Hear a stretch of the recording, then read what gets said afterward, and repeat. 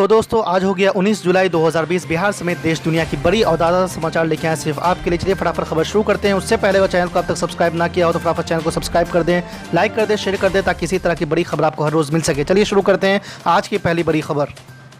आज की पहली बड़ी खबर, मौसम विभाग ने अगले 72 घंटों में उत्तर बिहार और नेपाल से सटे 11 जिलों में भारी बारिश के साथ वज्रपात की चेतावनी जारी की है। नेपाल के तराई क्षेत्र और उत्तर पूर्वी बिहार के सीतामढ़ी, दरभंगा, समस्तीपुर, मधुबनी, सुपौल, अररिया, सहरसा, मधेपुरा, पूर्णिया, किशनगंज और कटिहार में मूसलाधार बारिश के साथ वज्रपात के आसार हैं। मौसम विभाग ने लोगों को सावधानी और सुरक्षा बरतने की अपील की है।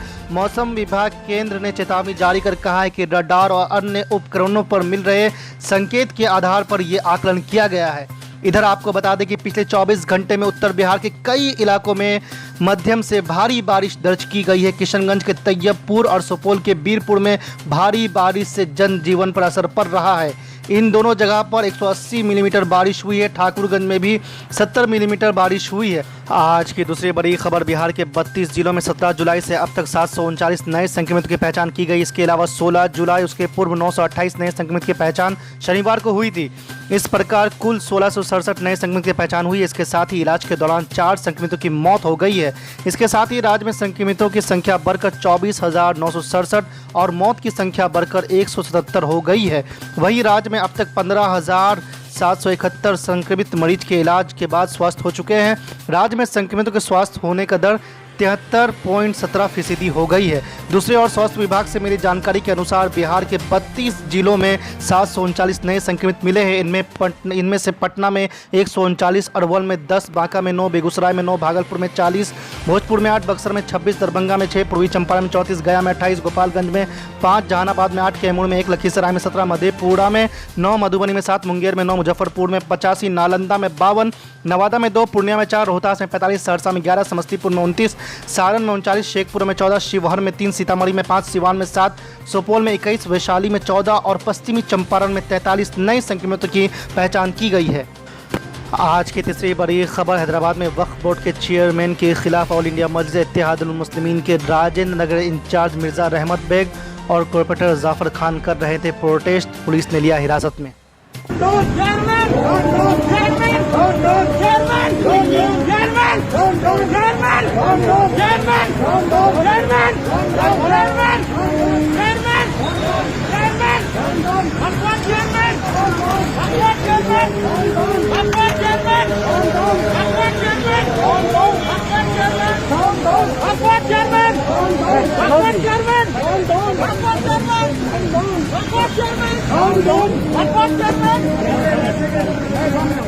आज की चौथी बड़ी खबर, नेता प्रतिपक्ष तेजस्वी यादव ने एक बार फिर बिहार में लगातार बढ़ रहे कोरोना संक्रमण को लेकर नीतीश सरकार पर हमला बोला है। शनिवार को एक के बाद एक 3 ट्वीट कर तेजस्वी यादव ने कहा कि जिस हिसाब से बिहार में केस बढ़ रहा है, अगर प्रतिदिन 30 से 35 हज़ार जाँच हो तो रोज़ 4 से 5 हज़ार नए मरीज मिलेंगे।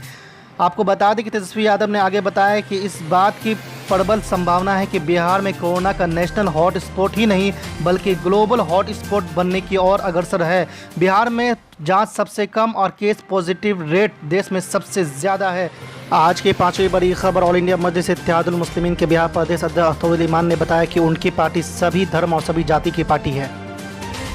और कहीं से भी ये मामले सारे झूठे साबित हुए कि दलितों का एक बड़ा तबका भी महाराष्ट्र में जाके देखिए, हैदराबाद में जाकर देखिए कि दलितों का एक बड़ा तबका एमआईएम के साथ जुड़ चुका है। हमारे यहाँ आरएसएस के लोग, बीजेपी के लोगों को कानाफूसी करते हैं कि मुसलमानों की पार्टी है। इसका नाम भले ही मुसलमानों का नाम हो, लेकिन यह पार्टी कहीं से भी हिंदू और मुसलमानों के तफरीक पर विश्वास नहीं करती है, बल्कि यह पार्टी हिंदुस्तान के आइन और दस्तूर के मुताबिक हिंदू मुस्लिम एकता का पूरे तौर पर अपना अमली मुजाहरा कर रही है।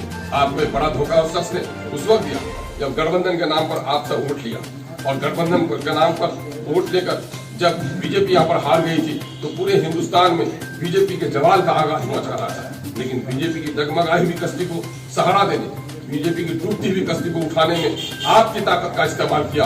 और अफसोस कि इस इलाके में भी जहाँ अकलियतों की बड़ी आबादी है और बीजेपी जिसको निशाने पर रखती है, वहाँ के वोटों ने भी बीजेपी को फायदा पहुंचाने का काम किया।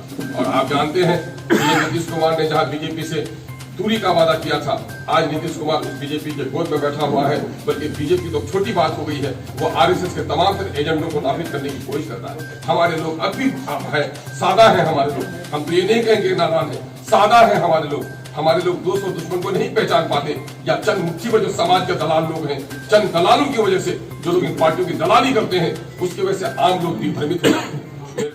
आज की छठी बड़ी खबर, जाप में पप्पू यादव पहुंचे गोपालगंज और साधा निशाना नीतीश सरकार पर। पुल बना है, आप पूरे पुल की पूरे 30 सालों का इंक्वायरी हो जाए, हम कोई एक इंक्वायरी नहीं चाहते। 70 घाट तो समझिए 64 करोड़ रुपया सिर्फ खर्च हुआ है, 200 करोड़ निकल गए। नीतीश कुमार जी को झकास की बीमारी है, इसका नाम अब नीतीश कुमार नहीं रखिए, इसका नाम रख दीजिए करुणा कुमार, समझे कि नहीं? अब इसका नाम करुणा कुमार, हाँ करुणा, इनका नाम नीतीश कुमार नहीं। पहले ये बर्खास्त करें, न्यायिक जांच करें, और हर साल इन लोगों ने दुधारू गाय समझ लिया है। गंडक, कमला, भूथी बलान, गोदावरी, कोसी, महानंदा, कनकई, केहर, कनहर, सोन, गोमती, अलग अलग ये जितना नदी है इन लोगों के लिए दुधारू गाय है। फ्लड फाइटिंग के नाम पर अरबों लूटते हैं ये। बारिश और पानी जब बाढ़ आता है तब ये काम शुरू करते हैं अरबों लूटने के लिए। आज की 7वीं बड़ी खबर, पीस पार्टी के नेता शादाब चौहान ने कोरोना मामले को लेकर मोदी सरकार पर साधा बड़ा निशाना। लगभग 3 माह पहले 22 मार्च और उससे पहले जब कोरोना की चर्चा देश में हो रही थी, उसी समय पर मैंने कुछ बातें कही थी, जिसको लेकर के भारतीय जनता पार्टी के एवं संघ परिवार के लोगों ने ये इल्जाम लगाया था कि ये लोग सरकार को बदनाम कर रहे हैं, ये लोग सरकार के साथ नहीं हैं। और मैंने पहले दिन से कहा था कि जहां भी सरकार को देश हित में, जनहित में हमारी जरूरत पड़ेगी, इस कोरोना महामारी से लड़ने के लिए हम पूरी तरीके से सरकार के साथ खड़े रहेंगे। लेकिन इसका मतलब यह बिल्कुल नहीं है कि सरकार उत्पीड़न करेगी, सरकार कोरोना के नाम पर डराएगी, सरकार कोरोना के नाम पर लूटने का काम करेगी, सरकार कोरोना से लड़ने में अपनी नाकामी छिपाने के लिए जनता के साथ दुर्व्यवहार करेगी और जनता का इस्तेमाल करेगी, तो हम खामोश बैठ जाएंगे। नहीं, सरकार से सवाल पूछना देशद्रोह नहीं हो सकता। और आज वही बात मैं कह रहा हूं, जब 500 केसेस थे तो पूरा भारत संपूर्ण लॉकडाउन में, कंप्लीट लॉकडाउन में जिंदगी जी रहा था। लेकिन आज 3 महीने के बाद, 3.5 महीने बाद, जब 10,25,000 कितना 10,25,000 कोरोना के केसेस हो चुके हैं और मौत की संख्या, भारत के 25,500 लोग इस कोरोना महामारी की वजह से अपनी जान गंवा चुके हैं।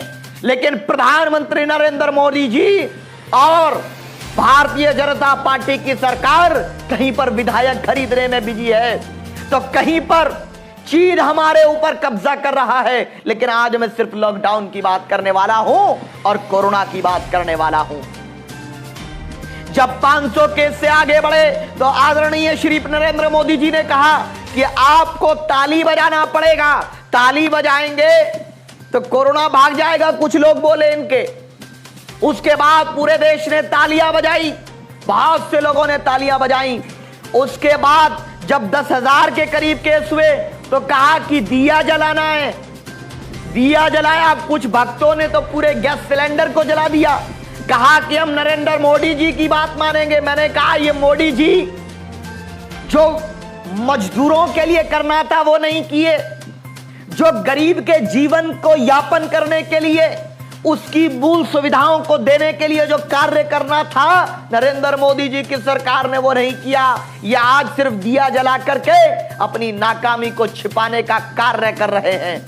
तो उसके बाद लोगों ने फिर कहा कि नहीं, ये भाजपा विरोधी हो आप लोग, इसलिए आप नरेंद्र मोदी जी की बात नहीं मान रहे।